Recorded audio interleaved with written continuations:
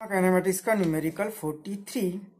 A person is standing on a truck moving with constant velocity 14.7 meter per second on a horizontal road. The man throws a ball in such a way that it returns to the truck after the truck has moved 58.8 meter. Find the speed and the angle of projection. पहला as seen from the truck और बाद में find करना है as seen from the road. इस numerical में पहला part दिया है इन ए ट्रक क्या सिचुएशन होगी। तो ये ट्रक जा रहा है 14.7 मीटर पर सेकेंड यूनिफॉर्म वेलोसिटी से और वो जाता है 58.8 मीटर सेकेंड जब वो बॉल ऊपर फेंकने के बाद उसके ही हाथ में आता है। तो इस न्यूमेरिकल को हम थोड़ा सा कंपेयर करेंगे न्यूमेरिकल 41 जो ऊपर फेंकने के बाद कितना पीछे आता है ये न्यूमेरिकल किया था और यहाँ पे बोला कि वो हाथ में आता है। मतलब जैसे अगर आपकी कार में बस में आप ट्रैवल कर रहे हो, ट्रेन में ट्रैवल कर रहे हो और वो आपने कॉइन उछाल दिया तो वो क्या होता है, कॉइन आपके हाथ में आता है। क्योंकि आप ट्रेन चल रही है, ट्रेन के साथ आप चल रहे हैं, मतलब आपको भी ट्रेन की वेलोसिटी है और आप जब कॉइन को उछाल देते हो तो कॉइन जैसे ऊपर जाती है तो कॉइन के साथ भी क्या है, ट्रेन की वेलोसिटी कंडीशन है कि वो यूनिफॉर्म वेलोसिटी से चल रही है। तो आप जितना आगे जा रहे हो कॉइन भी क्या होगा उतना ही आगे चला जाएगा क्योंकि उसे भी वो हॉरिजॉन्टल वेलोसिटी है। ये हमने पढ़ा है बॉम्ब के केस में 14 न्यूमेरिकल जो किया है उसमें हमने पढ़ा है कि उस ऑब्जेक्ट को भी हॉरिजॉन्टल वेलोसिटी होगी और वो भी उतना ही डिस्टेंस ट्रैवल करेगा जितना कि वो बच्चा जो उसे फेंक रहा था ऊपर के डायरेक्शन में वो। तो इस केस में भी क्या होगा कि ये आदमी उसे बहुत ऊपर फेंक रहा है। तो ऊपर फेंकने के बाद ये ट्रेन जा रही है 40.7 मीटर पर सेकेंड। 41 न्यूमेरिकल क्या था, वो पहले इनिशियली वो रेस्ट में थी इसलिए बॉब ऊपर गया तो उसे हॉरिजॉन्टल वेलोसिटी नहीं थी। बाद में वो एक्सेलरेट होने लगी इसलिए ये आगे चली गई और बॉब को हॉरिजॉन्टल वेलोसिटी नहीं थी इसलिए वो नीचे गिरी। इस केस में क्या होगा, इसे ऑलरेडी हॉरिजॉन्टल वेलोसिटी है इसलिए इससे भी इस बॉब को भी हॉरिजॉन्टल वेलोसिटी होगी सेम 14.7। तो ऊपर फेंकने के बाद क्या होगा, ये जैसे ऊपर यहाँ पे आ जाएगा तो इसे हॉरिजॉन्टल वेलोसिटी हर पॉइंट पर सेम ही रहेगी और जैसे ये ऊपर चला जाएगा उसकी वर्टिकल वेलोसिटी भी उसे है और हॉरिजॉन्टल वेलोसिटी भी है। वर्टिकल से वो ऊपर चला जाएगा और हॉरिजॉन्टल वेलोसिटी से वो राइट साइड में खींचा जाएगा इस तरह से। यहाँ आने के बाद फिर वो ऊपर भी चला जाएगा और हॉरिजॉन्टल में भी आ जाएगा, मतलब यहाँ पे आ जाएगा।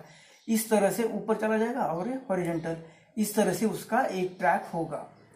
और हॉरिजॉन्टल वेलोसिटी कितनी है, उतनी जितनी ट्रक को है, मतलब जितना ट्रक ट्रैवल करेगा उतना ही वो बॉब भी ट्रैवल करेगा।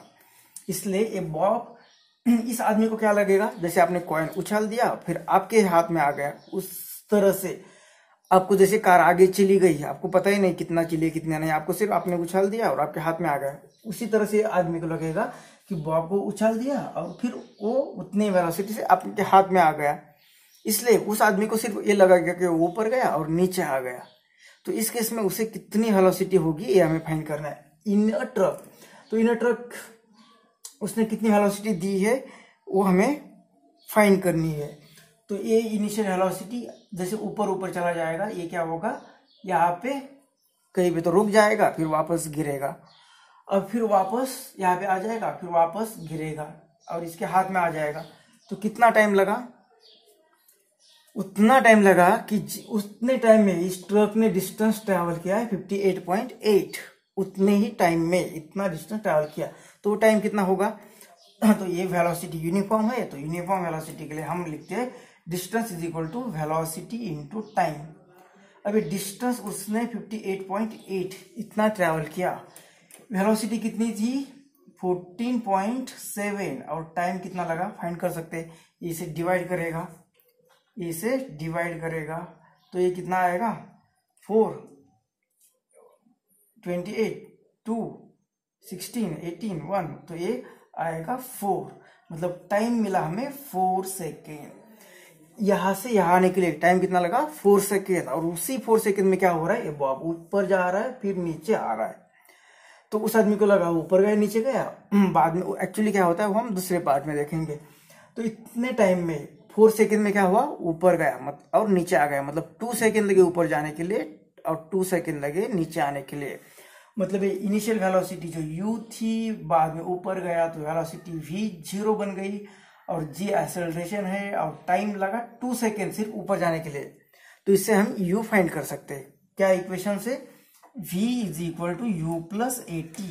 v ऊपर जाके वो 0 बनने वाला है। u फाइंड करना है, एक्सेलरेशन g होगा, मतलब 9.8 या 10 लेते हैं और वो माइनस 9.8 या 10 लेते हैं, और t ऊपर जाने के लिए 2 सेकेंड, तो ये u आएगा इधर माइनस u, इधर -20, तो u कितना आ गया 20 मीटर पर सेकेंड।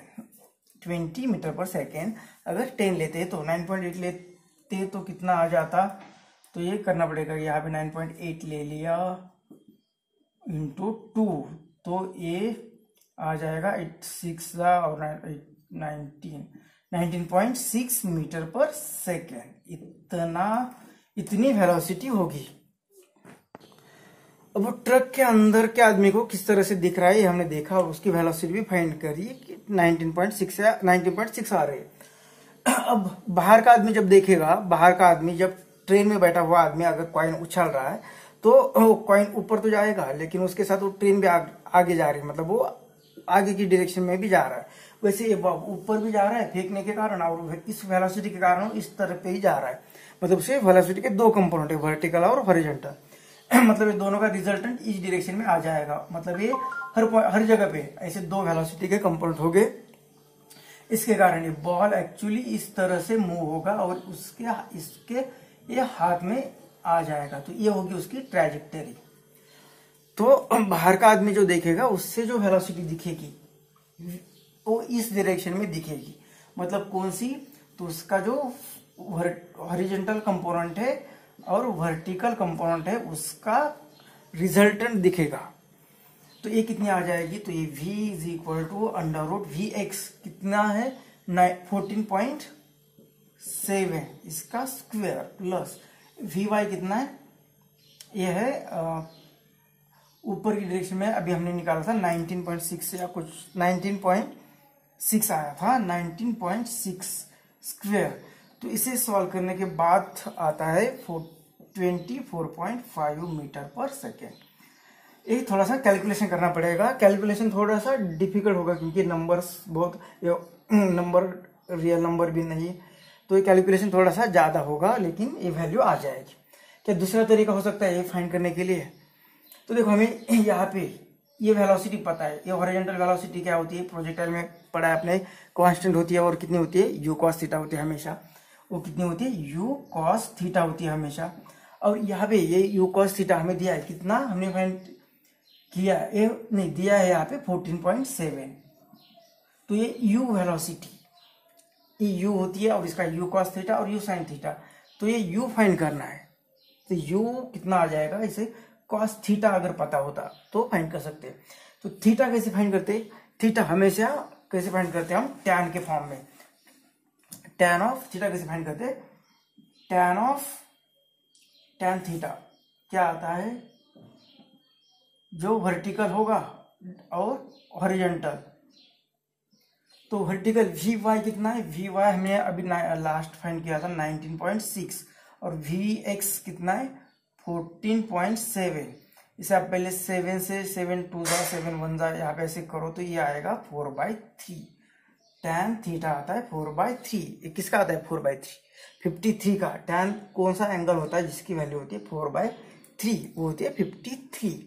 मतलब अगर थीटा की वैल्यू यहाँ पे हमें आपको पता है 53 है, तो ये थीटा कितना आ गया 53, तो ये कितना u cos 53 is equal to 14.7, तो u cos 53 की वैल्यू होती है 3/5 इज इक्वल टू 14.7, तो ये इधर चला जाएगा, तो ये u आ जाएगा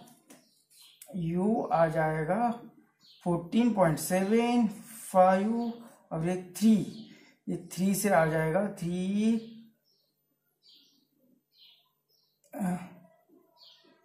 जा 9 3 4 जा इंटू 5, तो u आ जाएगा 4 मीटर पर सेकेंड।